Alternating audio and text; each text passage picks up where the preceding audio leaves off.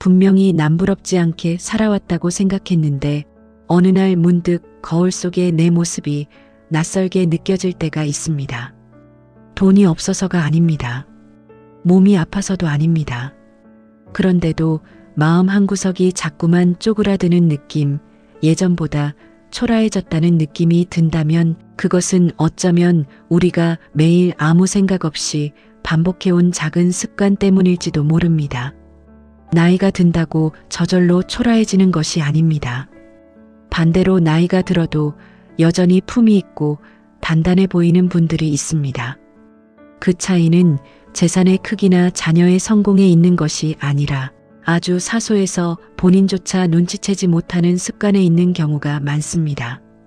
오늘은 그 작은 습관 5가지를 하나씩 짚어보려 합니다. 듣다 보면 분명 마음에 걸리는 부분이 있을 겁니다. 그것을 부끄러워할 필요는 없습니다. 알아차리는 순간부터 삶은 다시 달라질 수 있으니까요. 첫 번째 습관은 작은 손해에도 마음이 상해서 사람을 밀어내는 습관입니다. 시장에서 몇백 원을 더 냈다고 하루 종일 기분이 상해 있는 분들이 있습니다. 모임에서 밥값을 한 번 더 냈다고 그 뒤로 연락을 끊어버리는 경우도 있습니다. 자식이 용돈을 예년보다 적게 줬다고 서운함을 며칠씩 곱씹기도 합니다. 한 동네에 사는 어느 어르신은 개모임에서 총무를 맡은 친구가 회비 계산을 살짝 잘못했다는 이유로 3년째 그 모임에 나가지 않는다고 합니다. 몇만 원 때문에 시작된 서운함이었는데 이제는 그 돈이 문제가 아니라 자존심 싸움이 되어버렸습니다. 정작 본인은 그 친구를 가끔 그리워하면서도 먼저 손을 내밀지는 못합니다. 젊었을 때는 그런 계산을 할 여유조차 없었습니다. 먹고 사는 일이 급했으니까요. 그런데 나이가 들면서 오히려 작은 손해에 더 예민해지는 분들이 있습니다. 살아온 세월만큼 억울했던 기억이 쌓였기 때문일 수도 있고 이제는 손해를 만회할 시간이 많지 않다는 불안 때문일 수도 있습니다. 문제는 이런 습관이 계속되면 곁에 남는 사람이 점점 줄어든다는 것입니다. 손해를 따지는 사람 옆에 오래 머물고 싶은 사람은 많지 않습니다. 나이가 들어서 외로운 것이 아니라 외로움을 스스로 만드는 습관이 남아있는 것일지도 모릅니다. 이 습관에서 벗어나는 방법은 의외로 단순합니다. 그 순간에 몇천 원, 몇만 원보다 그 사람과 앞으로 함께할 시간이 더 크다는 것을 떠올려 보는 것입니다. 손해를 본 것 같은 날에는 오늘 내가 웃으며 넘어간 일이 나중에 어떤 관계로 돌아올지를 생각해 보는 것도 좋습니다. 두 번째 습관은 대화의 대부분을 과거 이야기로 채우는 습관입니다. 오랜만에 만난 자리에서 혹은 동창 모임에서 이야기가 온통 몇십 년 전의 무용담으로 흘러가는 경우가 있습니다. 예전에 얼마나 잘 나갔는지, 그때 누구를 어떻게 도와줬는지, 자신이 젊었을 때 얼마나 대단했는지를 반복해서 꺼냅니다. 손주를 봐주러 오신 할아버지가 손주와 놀아주다가도 문득 내가 젊었을 때는 말이야로 시작하는 이야기를 30분씩 이어가는 경우도 있습니다. 아이는 지루해서 자리를 뜨고 옆에 있던 며느리도 조용히 웃으며 화제를 돌리려 애씁니다. 정작 본인은 그저 손주와 시간을 보내고 싶었을 뿐인데 대화는 늘 옛날로 흘러가 버립니다. 과거를 추억하는 것 자체는 자연스러운 일입니다. 문제는 대화의 중심이 항상 지금이 아니라 그때에 머물러 있을 때입니다. 상대방은 처음 한두 번은 맞장구를 쳐주지만 같은 이야기가 반복될수록 슬며시 자리를 피하게 됩니다. 이런 습관이 생기는 이유는 어쩌면 당연합니다.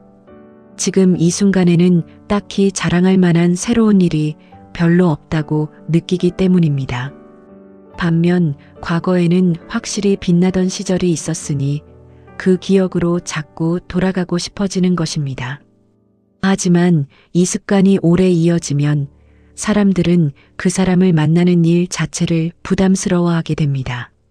새로운 이야기를 나눌 상대가 아니라 옛날 이야기를 들어주기만 해야 하는 상대로 여겨지기 때문입니다. 그렇게 하나둘 관계가 멀어지고 정작 본인은 왜 사람들이 연락을 뜸하게 하는지 이해하지 못한 채 서운함만 쌓아가게 됩니다. 이 습관을 바꾸는 방법은 어렵지 않습니다. 상대방에게 질문을 먼저 건네보는 것입니다.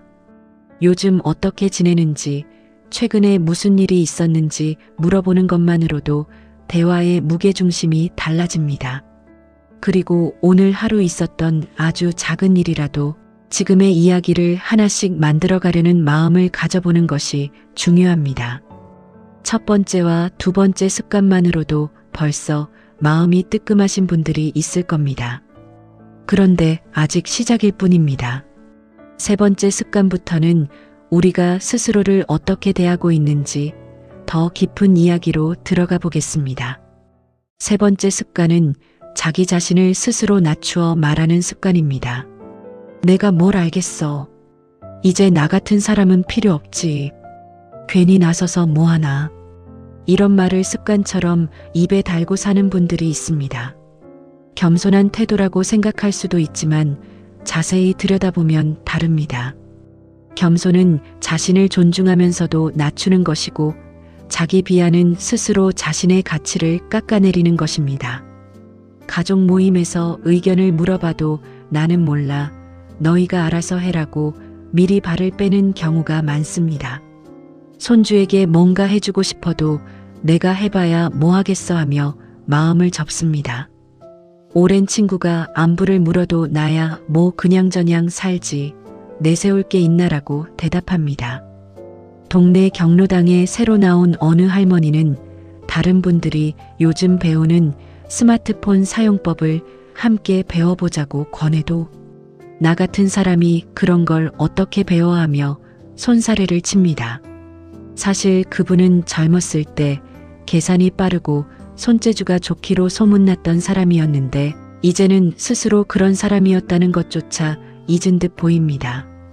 이런 습관은 대개 두 가지 마음에서 시작됩니다. 하나는 은퇴나 나이 듦으로 인해 사회적인 역할이 줄어들면서 생기는 위축감입니다. 다른 하나는 자녀나 젊은 사람들에게 짐이 되고 싶지 않다는 배려의 마음입니다. 그런데 그 배려가 지나치면 정작 스스로를 초라한 사람으로 만들어버립니다. 말은 습관이 되고 습관은 결국 그 사람 자체가 됩니다. 스스로를 계속 낮추어 부르다 보면 주변 사람들도 어느 순간 그 말을 그대로 믿게 됩니다. 처음에는 위로해주던 사람들도 반복되면 점점 무심하게 넘기게 됩니다. 자신을 초라하게 만드는 것은 남이 아니라 자기 자신의 말일 때가 많습니다. 이 습관을 바꾸는 첫걸음은 말버릇을 바꾸는 것입니다. 내가 뭘 알겠어 대신 내 생각은 이런데 어떻게 생각해라고 말해보는 것입니다. 작은 표현 하나를 바꾸는 것만으로도 스스로를 대하는 태도가 조금씩 달라집니다. 네 번째 습관은 다른 사람의 삶과 자신의 삶을 끊임없이 비교하는 습관입니다. 동창 모임에 다녀온 날이면 유독 마음이 무거워지는 분들이 있습니다. 누구는 자식이 대기업에 다닌다더라. 누구는 얼마짜리 아파트로 이사를 갔다더라. 누구는 자녀들과 해외여행을 다녀왔다더라. 그런 이야기를 듣고 나면 집에 돌아와서도 계속 마음이 쓰입니다. 어느 할머니는 동창 모임에서 돌아온 날이면 늘 남편에게 괜한 짜증을 냅니다. 정작 이유는 남편 때문이 아니라 그날 들은 친구 자랑 때문이라는 것을 본인도 알지만 그 감정을 어디에 풀어야 할지 몰라 애꿎은 사람에게 화풀이를 하고 마는 것입니다. 다음 날이면 후회하면서도 다음 모임에서 또 같은 마음이 반복됩니다. 젊었을 때는 그래도 앞으로 잘 될 거라는 기대가 있었습니다. 그런데 나이가 들수록 그 격차를 뒤집을 시간이 얼마 남지 않았다는 생각이 들면서 비교에서 오는 상실감은 오히려 더 커지기도 합니다. 문제는 이 비교가 끝이 없다는 것입니다. 아무리 가진 것이 많아도 세상에는 항상 더 가진 사람이 있기 마련이니까요. 이런 습관이 오래 이어지면 정작 자신이 가진 것들에 감사할 마음의 여유가 사라집니다. 건강한 몸, 곁에 있는 배우자, 가끔 걸려오는 자식의 전화 같은 것들이 당연하게만 느껴지고 남과 비교했을 때 부족한 부분만 크게 보이게 됩니다. 그렇게 삶은 실제보다 훨씬 더 초라하게 느껴지고 맙니다. 여기서 벗어나는 방법은 시선의 방향을 바꾸는 것입니다.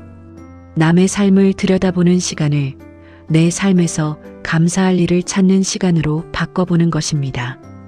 그리고 이제 가장 중요한 5번째 습관이 남아 있습니다. 어쩌면 오늘 이야기 중 가장 마음에 오래 남을 이야기일지도 모릅니다. 5번째 습관은 하루하루를 그냥 흘려보내는 습관입니다. 아침에 눈을 뜨면 딱히 할 일이 없어서 텔레비전을 켭니다.